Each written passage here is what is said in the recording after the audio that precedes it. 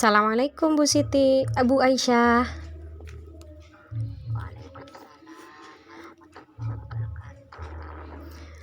Mohon izin Bu untuk meminta waktunya untuk wawancara sebentar, apakah diizinkan? Inggih, ini mau wawancara terkait alternatif solusi masalah saya Bu, di eksplorasi masalah di LK 2.1 ya. Ini materinya materi IPA di bab struktur dan fungsi tumbuhan. Untuk masalah yang pertama Bu Aisyah, saya itu bagaimana cara meningkatkan motivasi belajar siswa.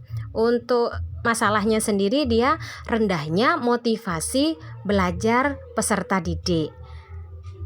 Menurut Ibu, apa sajakah yang dapat meningkatkan motivasi peserta didik kita itu untuk belajar khususnya materi IPA? Itu kan permasalahannya. Akar masalahnya ada di mana itu? Oh, akar masalahnya itu di model pembelajarannya, Bu. Model pembelajaran saya selama ini kan monoton. Saya tidak pakai model pembelajaran yang inovatif begitu. Sarannya Bu Aisyah bagaimana? Oke, kalau akar masalahnya itu terdapat pada model pembelajaran sehingga siswa itu tidak termotivasi untuk belajar, maka Bu Ima harus merancang model pembelajaran yang inovatif, di mana model pembelajaran yang inovatif itu menitik beratkan pada interaksi peserta didik yang aktif ya.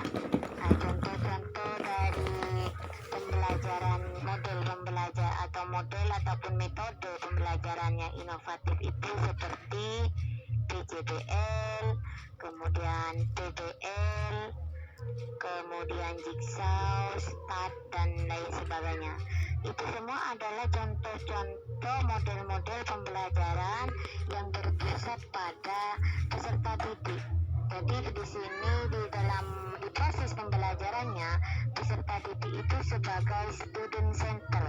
Jadi nanti Bu Ima tidak jadi teacher center sudah, jadi siswa yang aktif. Nah, itu tadi contohnya seperti BBR. Kita kasih permasalahan anak-anak, kita suruh anak-anak menganalisis permasalahan yang kita angkat. Nah, sehingga anak-anak itu akan muncul ide, kemudian muncul konsep muncul konsep tentang materi-materi yang Ibu sampaikan tadi. Betul. Menurut saya Ibu. Baik, apakah untuk pembelajaran di materi ini, apakah juga bisa kita pakai seperti discovery learning, seperti itu Ibu? Iya, boleh juga memakai discovery learning. Iya, dengan pembelajaran kooperatif interaktif begitu bisa ya Bu ya? Iya, bisa. Intinya di sini Bu Ima itu harus harus peserta didik yang harus aktif di situ. Iya, betul.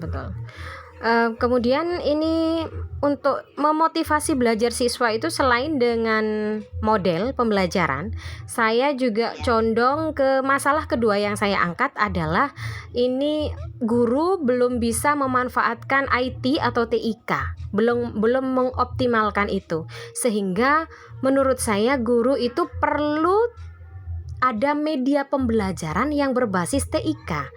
Apakah menurut Bu Aisyah itu perlu atau seperti apa nanti medianya yang cocok dengan materi saya?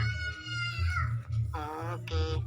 Kira-kira materi yang akan Ibu Ima ambil kira-kira materi apa ya Bu ya? Materi di kelas materi di kelas 8 untuk struktur dan fungsi tumbuhan. Oke. Karena kalau saya lihat ya, materi struktur dan fungsi tumbuhan itu adalah materi yang abstrak.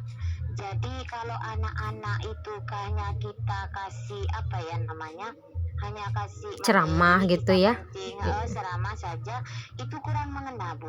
Anak-anak itu bosan.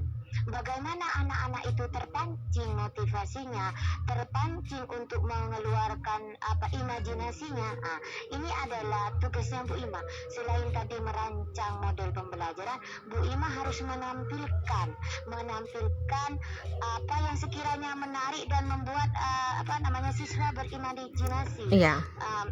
Contohnya ya, Bu Ima menggunakan media pembelajaran audio visual. Di situ Bu Ima bisa pakai media animasi, begitu ya. Oh, video-video bergerak begitu ya Bu ya? Video-video bergerak. Karena materi yang Bu Ima sampaikan kita sifatnya kan abstrak ya, kan tidak mungkin kayak Bu Ima itu tahu di dalam jaringan itu seperti apa. Betul. Kita tidak menampilkan animasi ya. Jadi dengan adanya animasi media pembelajaran audiovisual tadi, anak-anak mulai berimajinasi. Oh, jaringan tumbuhan itu seperti ini. Kemudian jadi anak-anak itu punya gambaran.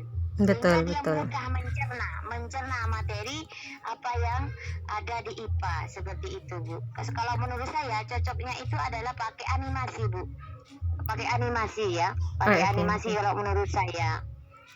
Kalau misalnya pakai metode medianya seperti PowerPoint, tapi PowerPoint-nya interaktif seperti yang kekinian, mungkin nanti PowerPoint saya buat seperti bergerak. Intinya saya itu di sekolah juga kan keterbatasan media. Seperti LCD proyektor itu kan hanya ada satu, dan itu pun kalau digunakan bersamaan tidak bisa karena kita harus gantian.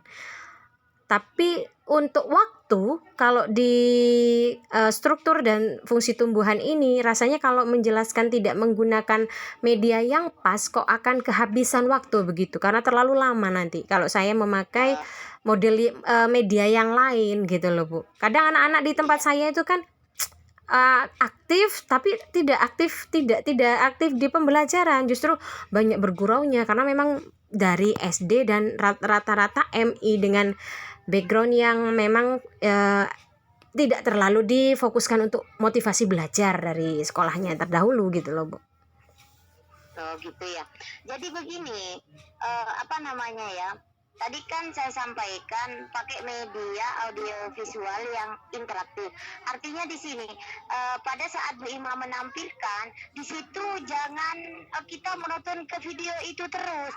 Jadi di sela-sela video itu juga Bu Ima harus berinteraksi dengan siswa. Baik nanti di sela-sela penampilan video itu Bu Ima kasih pertanyaan di medianya tadi. Begitu. Jadi ada umpan balik begitu. Jadi kalau di medianya itu Bu Ima hanya menyederhanakan saja, memaparkan saja materinya, anak-anak tetap bosan meskipun menggunakan media.